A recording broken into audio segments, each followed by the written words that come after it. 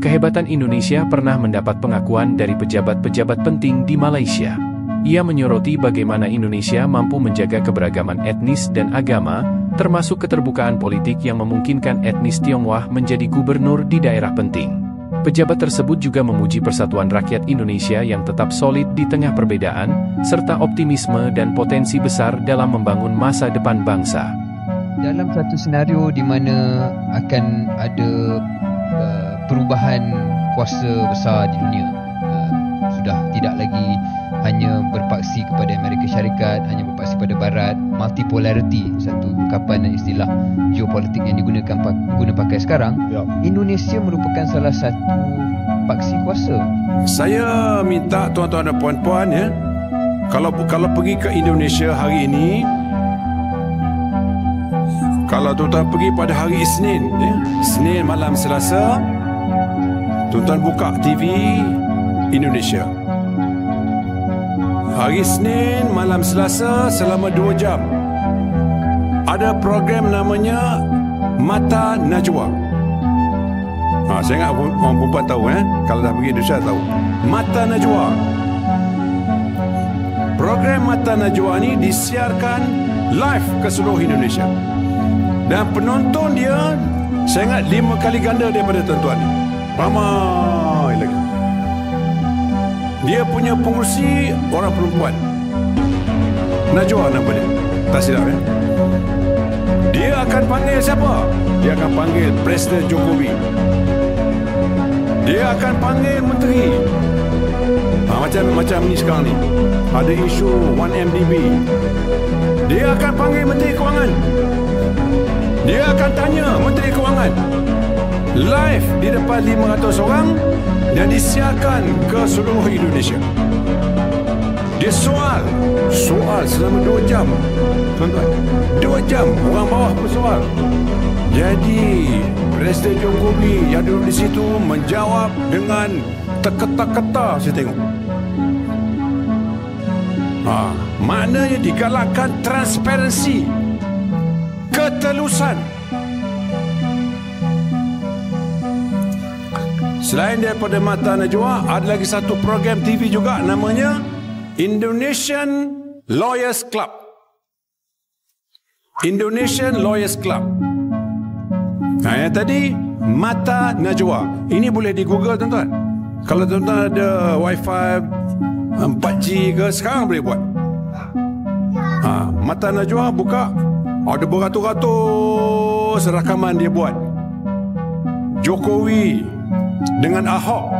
Saya suka tengok, Jokowi dengan Ahok. Jokowi Gubernur di Jakarta dulu, Ahok timbalan Gubernur di Jakarta. Cuba tengok. Masa itu dia Gubernur lagi di Jakarta, Jokowi. Disoal oleh Mata Najwa ni. Dan Ahok seorang Cina. Jakarta 98% orang kita. Hari ini Ahok jadi Gubernur di Jakarta. Gubernur tu menteri besar. Maknanya di Indonesia sekarang orang Cina boleh jadi Gubernur di Jakarta. 98% orang kita. Tunjuk advance-nya orang di Indonesia daripada kita sini. Kita sini bukan main lah. Nak pergi serang Petaling Street, nak serang sana, nak menyerang saja. Betul ke kita ni sehebat yang kita nak tunjuk itu? Are we really good? Dalam bidang ekonomi dah kuat ke kita ni? Dalam bidang peperangan betul kita dah hebat? Dalam bidang pembinaan bangsa kita dah kuat ke? Kita dah boleh jadi kontraktor ke? Kita dah boleh buat penggunaan 80 tingkat ke? Kita dah boleh jadi kontraktor ke, boleh jadi pomen kereta ke? Kita dah jual komputer. Mana kedai komputer kita? Very that strong. Kita nak tunjuk sombong kepada orang Cina misalnya. Tuan-tuan, saya dapat satu cerita, ya. Saddam Hussein, Iraq, dia presiden Iraq, lawan dengan Iran. Iraq lawan Iran 10 tahun perang. Saya ingat habis separuh duit minyak dia membeli senjata Amerika. Iran pula belanja duit banyak beli senjata daripada Rusia.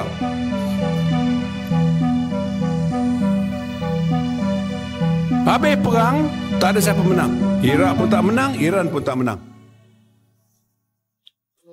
Saddam Hussein kata, masa kita perang 10 tahun antara Iraq dengan Iran, Kuwait curi minyak kita.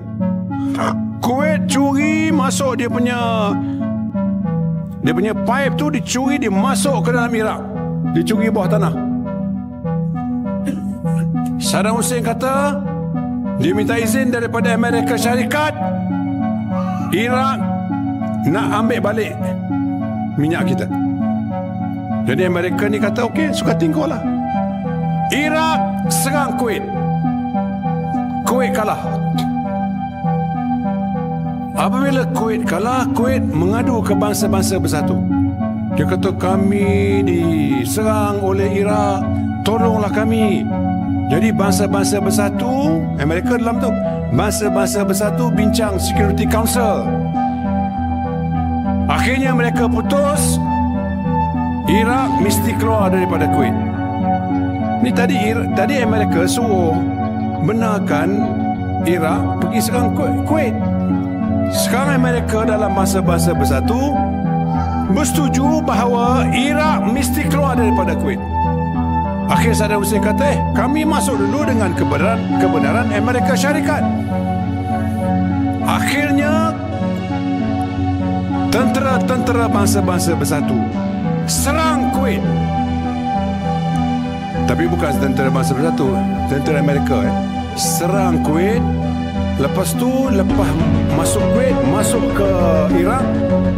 Masuk Iraq, tangkap Saddam Hussein. Tangkap Saddam Hussein, lepas tu hukum gantung sampai mati. Jadi tuan-tuan, jangan ikut perangai Saddam Hussein. Bodoh sombong. Orang kampung saya kata, godang ontak. Tunjuk act. Ini orang Melayu kita di Malaysia, geng-geng sebelah sana tu nak tunjuk act. Macam mana nak perang dengan orang Cina? Serang orang Cina. Besok kita berlawan dengan Singapura. Kita serang Singapura. Belakang Singapura tu ada negeri Cina, ada negeri Amerika. Boleh kita perang dengan negeri Amerika dengan negeri Cina? Ini cari penyakit. Persatuan rakyat yang kuat dan visi masa depan yang cerah menjadikan Indonesia sebagai negara dengan pengaruh yang terus tumbuh di Asia Tenggara dan dunia.